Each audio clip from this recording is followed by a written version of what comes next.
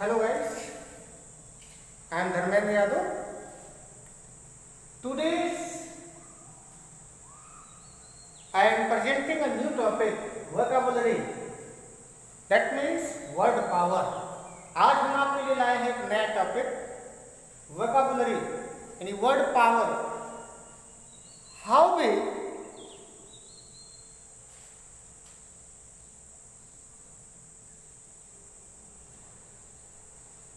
create or improve our knowledge by the word power of English language. So now today we study about how to maintain ourselves. A lot of word powers, vocabularies. तो आइए देखते हैं कि किस तरह से जो है हम अपने वोकैबुलरी को, अपने वर्ड पावर को किस प्रकार से स्ट्रांग बना सकते हैं। स्ट्रांग शब्द ही देखिए आपके लिए जो है, स्ट्रांग मतलब क्या, मजबूत है ना। जैसे हम अपने शरीर को मजबूत बनाने के लिए, अपने घर को मजबूत बनाने के लिए क्या करते हैं, कोई आप घर का निर्माण कराते हैं तो देखिए उसके पिलर्स ही उसके पिलर्स को इतनी मजबूती देते हो, उसके आधार को, उसके नींव को इतनी मजबूती देते हो कि जो है वो मतलब डगमगाए ना, गिरे ना। वैसे ही अपने लैंग्वेज को मजबूत करने के लिए सबसे मस्त है आपकी वोकैबुलरी स्ट्रांग होनी चाहिए, वर्ड पावर आपका स्ट्रांग होना चाहिए। समझ गया ना। तो लाइक दैट समझो कि हम एक घर का निर्माण कर रहे हैं, यानी हम एक लैंग्वेज रूपी अपने जो है अंदर घर का निर्माण कर रहे हैं। तो देखिए कैसे करते हैं। हमने एक सेंटेंस लिखा है, देखिए बहुत ही अच्छा है। हमको दहेज प्रथा खत्म करनी ही चाहिए। दहेज शब्द जो है आपको बताएं, ये हमारे समाज का एक जो है बहुत ही मतलब इसके लिए जो शब्द है, जो सबसे खराब शब्द हो उसको आप यूज कर सकते हो कि बहुत ही खराब शब्द है हमारे समाज के लिए, जो समाज में फैला हुआ है आज के, जिसको बोलते हैं डाउरी। क्या बोलते हैं? डाउरी। डाउरी, ठीक है ना। तो कह रहा हमको दहेज प्रथा खत्म करनी ही चाहिए। मतलब क्या कर रहा है, नेसेसरी है हमारे लिए। क्या है वो? नेसेसरी है। और हम जानते हैं जहाँ कंपल्सन होता है, नेसेसरी होता है, वहाँ हम किस मॉडल का यूज करते हैं? मस्ट का। तो we must abolish, we must abolish. Abolish का मतलब होता है खत्म करना। एबोलिश का मतलब क्या होता है? खत्म करना। तो कह रहा है we must abolish dowry system. We must abolish, pronunciate कीजिए, एबोलिश। क्या होता है? Abolish dowry system. समझ गए ना। अब सुनिए, एबोलिश मतलब होता है खत्म करना, डाउरी मतलब होता है दहेज, और प्रथा मतलब सिस्टम। समझ गए। अब सुनिए, इस एबोलिश का सिनोनिम्स आप यूज कर सकते हो। क्या यूज कर सकते हो? इराडिकेट। प्रोनाउंसिएट कीजिए, इराडिकेट। क्या? इराडिकेट। Wipe out. क्या? Wipe out. Root out. क्या कर सकते हो? रूट। रूट माने जानते हो ना, समझ में आता है रूट ना। और डू अवे विथ, ये इसके सिनोनिम्स है। यानी आप इसकी जगह पर लिखा सकते हो we must eradicate dowry system, we must wipe out dowry system, we must root out dowry system, we must do away with dowry system. समझ गए। तो ये इसके सिनोनिम्स हैं। उसका एंटोनिम्स क्या होता है? Allow, establish, allow, establish and approve. अब सोचो, एक वर्ड था एबोलिश, जिसका मतलब था खत्म करना। अब उसके माध्यम से हमको कितने वर्ड मिले? उसके सिनोनिम्स मिला, abolish, eradicate, wipe out, root out और डू अवे विथ। और एंटोनिम्स क्या मिला? अलाउ, एस्टैब्लिश और अप्रूव। समझ गए? कितने वर्ड मिल गए? देखिए 1 2 3 4 5 6 7 8। एक सेंटेंस की ट्रांसलेट करने से हमको, और एक देखिए हाँ डावरी, एक मतलब 9 वर्ड पावर्स हमें मिले, 9 वर्ड्स मिले, यानी 9 वोकैबुलरी हमारी क्या हुई, हम तैयार हो गई। इस प्रकार से जो है जो भी सेंटेंस आपके मन में आए, घर पे ही बैठे हो, कुछ हमें क्या करना चाहिए, अब क्या करना चाहिए, ट्रांसलेट करो, उसका सिनोनिम्स क्या होगा वो देखो, समझ गए ना। तो इस प्रकार से आप अपने वर्ड पावर को मजबूत कर सकते हो। दूसरा है मैं उस पर पूरी तरह मोहित हूँ, ध्यान दीजिएगा, मोहित हूँ। अब मोहित होना, बहुत लोग कहते हैं लव, क्या बोलते हैं लव, लेकिन अब आपको बताएं मोहित होना के लिए लव का यूज आप नहीं कर सकते, बिकॉज ये लव वर्ड जो है वो लॉन्ग टाइम पीरियड है, क्या है, लॉन्ग टाइम पीरियड। और मोहित हूँ वो क्षणिक होता है, क्या होता है, क्षणिक होता है।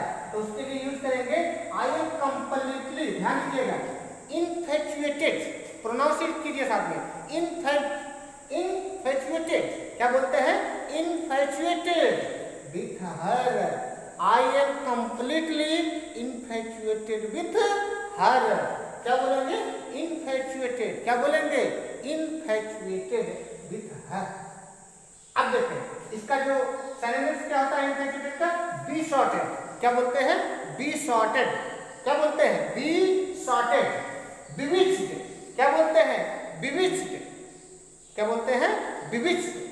और अगला है इंचेंटेड, क्या होता है, इंचेंटेड, पढ़ा था ना 10th क्लास में चैप्टर है ना, किसका है, जो 10th क्लास के बच्चे फर्स्ट ईयर में गए होंगे या जो 9th क्लास के बच्चे 10th में जाएंगे, है ना, द इंचेंटेड पूल, है ना, राजगोपालाचार्य जी की रचना है, महाभारत पर आधारित कहानी है। तो द इंचेंटेड, है ना, इंचेंटेड, बिविच्ड, बिसॉटेड, इनफैचुएटेड, इसका मतलब होता है मोहित, मोहित करना या मोहित होना, सॉरी क्या, मोहित होना।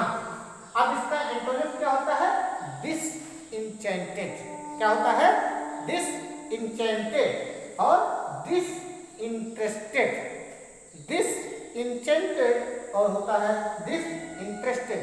इसको नोट कर लीजिए, फिर आगे आपको और वर्ड पावर के बारे में बता रहे हैं।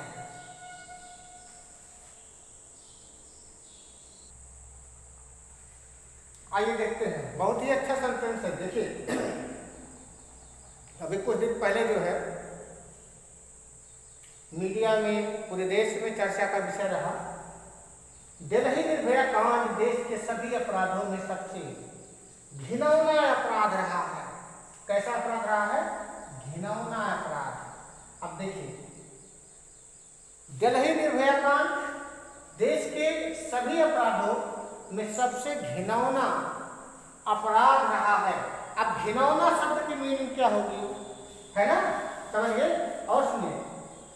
तो दिल्ली नाउन है, निर्भया नाउन है, कांड है ना, तो कांड मतलब रेप, है ना, और भी वर्ड यूज कर सकते हो आप, स्कैंडल, ठीक है ना।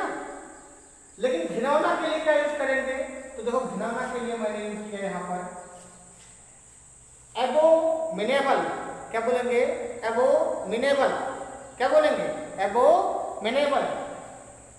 Delhi Nirbhaya gang rape, gang rape मतलब कांड has been one of the most abominable crimes in the country. Delhi Nirbhaya gang rape has been one of the most abominable crimes in the country. अब घिनौना के लिए क्या चाहिए हमको, एबोमिनेबल, उसके लिए आप अपेलिक का यूज कर सकते हो, अपेलिक मतलब भी घिनौना, डिस्गस्टिंग भी यूज कर सकते हो, अवेफुल यूज कर सकते हो, एट्रोसियस यूज कर सकते हो और टेरिबल भी यूज कर सकते हो। ये इसके सिनोनिम्स हैं, समझ गए। एंटोनिम्स क्या यूज कर सकते हो, प्लेजेंट, क्या होता है, प्लेजेंट।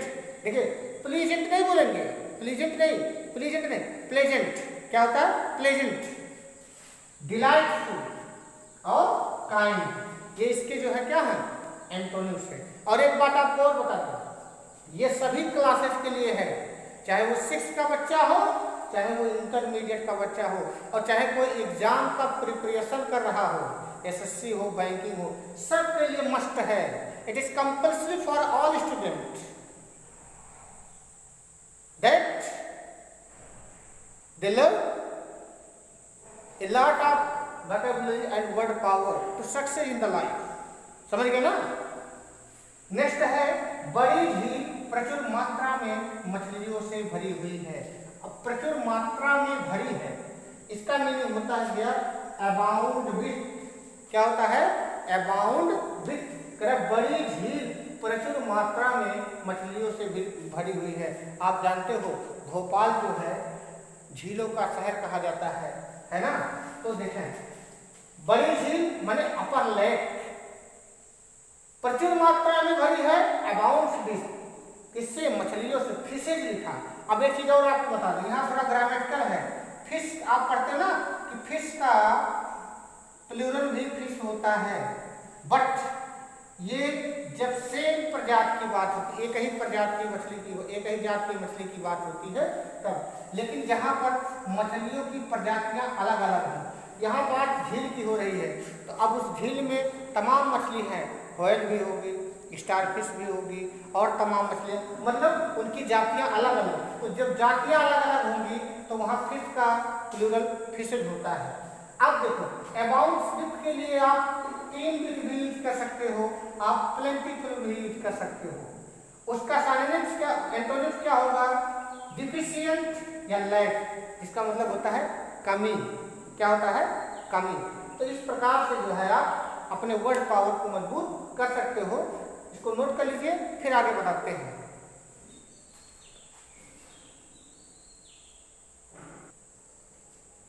हाँ, देखते हैं अगला सेंटेंस है, वह गिरा, उसकी त्वचा या खाल छिल गई। जैसे मान लीजिए आप कहीं गिरे तो आपका स्किन जो है क्या हो गया, छिल गया।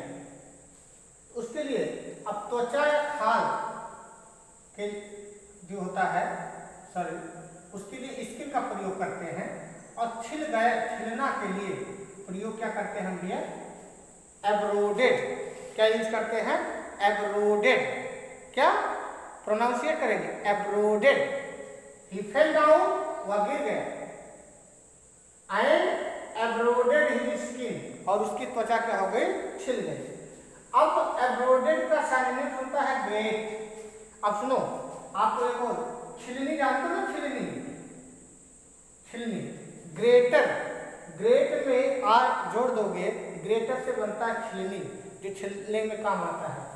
रब और स्क्रैच, इन सब का यूज करके जो है आप, मतलब ये इसके सिनोनिम्स हैं। तो नया वर्ड क्या मिला हमको, एब्रोडेड मतलब छिल जाना, एब्रोडेड मतलब छिल जाना, स्क्रैच माने छिल जाना, रब मीन्स छिल जाना, ग्रेट मीन्स छिल जाना। तो इस प्रकार से जो है ये इसके 4 वर्ड हमको मिल गए। अगला है, मैंने अपने नोट्स तुरंत रिवीजन के लिए संक्षेप कर लिए हैं। जैसे आजकल देखो यूट्यूब के माध्यम से या व्हाट्सएप के माध्यम से आपकी ऑनलाइन क्लासेस चल रही हैं, तो आपको नोट्स बनाने हैं, है ना। तो नोट्स बनाओगे, अब आप नोट्स क्यों बनाते हो, क्योंकि आप रिवीजन कर सको। तो आप अपने फ्रेंड से क्या बोलोगे कि अब मैंने अपने नोट्स तुरंत रिवीजन करने के लिए संक्षेप कर लिए हैं। तो अब देखें, I have abridged my notes for a, संक्षेप करना का मतलब होता है एब्रिज्ड। क्या होता है, एब्रिज्ड, एब्रिज्ड, है ना, माई notes for a quick revision. ठीक। अब एब्रिज्ड का सिनोनिम होता है कर्टेन, समराइज, ट्रिम। अब ट्रिम एक वर्ड है, आप जानते हो आजकल फैशन है, लोग ये जो है ना दाढ़ी सेविंग, अब जितने यंगस्टर्स हैं सबका एक फैशन है, वो अपने इस दाढ़ी को क्या करते हैं, बहुत कम ही लोग जो है क्लीन शेव करते हैं, सब लोग ट्रिम कराते हैं। ट्रिम बोलते हैं, ट्रिम कर दो, ट्रिम मतलब उसको कट, मतलब कम कर दो, छोटा कर दो, तो ट्रिम। और वो जो मशीन होता है ना, ट्रिमर होता है। ठीक। तो ट्रिम मतलब होता है कि छोटा करना, संक्षिप्त करना। उसका एंटोनिम क्या होता है, लेंथन, एक्सपेंड और एक्सटेंड। समझ गए? तो एब्रिश मतलब होता है संक्षिप्त करना, कर्टेल, समराइज या ट्रिम, और उसका जो होता है लेंथ, एक्सपेंड या एक्सटेंड मतलब बढ़ा लेना। ठीक, ये इसके एंटोनिम्स है। तो आज की वोकैब्युलरी यानी वर्ड पावर के टॉपिक में मैं इतना जो है 6 सेंटेंस था, जिसके माध्यम से लगभग आपको 20-25 वर्ड मिल गए होंगे। I hope you studied and made sentence and know new words in which in your future you can use easily or strong your language fluently whenever you want to say something publicly। आज के साथ इतना ही, धन्यवाद।